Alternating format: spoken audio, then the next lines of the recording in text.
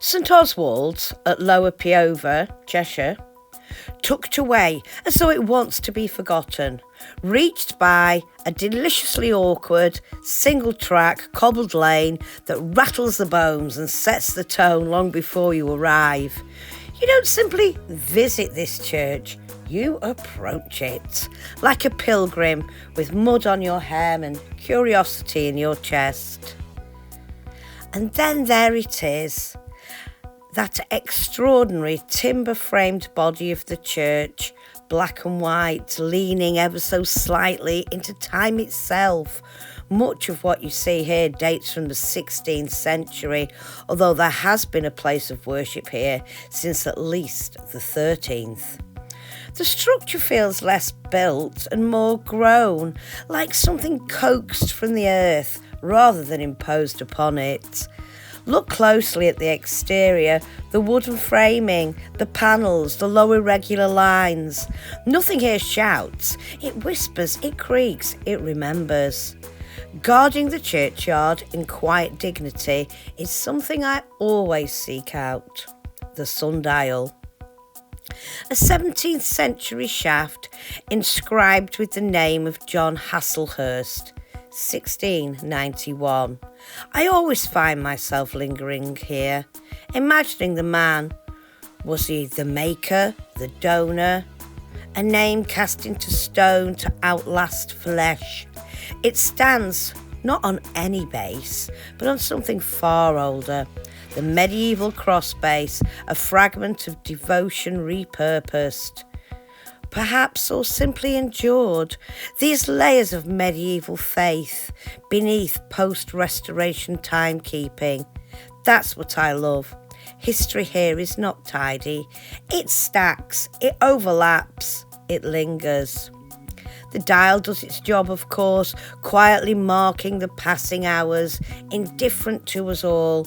No batteries, no wires, just sun and shadow, as it has done for centuries. But if I'm honest, and I always am in places like this, it's the graves that call me.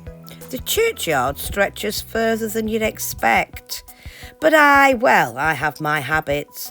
I drift toward the older stones, the 1600s, the 1700s, the ones that have truly earned their silence. They are plain, yes, worn. Names worn by centuries of weather, dates half swallowed by lichen and time, but spectacular, oh, undeniably. There's something honest about them. No grand Victorian theatrics here, no angels weeping dramatically into eternity. Simple markers, lives lived and ended, and quietly remembered. Or perhaps not remembered at all, and yet they remain. I always think that these stones have seen everything: civil war, plague, harvest, famine, love, loss, a slow turning of England itself. They've watched generations come and go, all while sinking ever so gently back into the earth. Stand still long enough and you can feel it. Not ghosts exactly, though I'd never rule them out, but a presence, a weight of time, a stillness that isn't empty but full. Even the trees seem to lean in here, as though listening.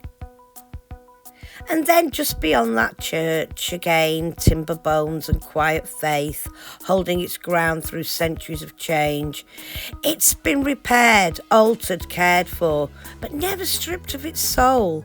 You can see it in the uneven lines, the textures of age, and the way it sits so comfortably within the landscape. Places like this don't need spectacle. They don't need telling how to be atmospheric.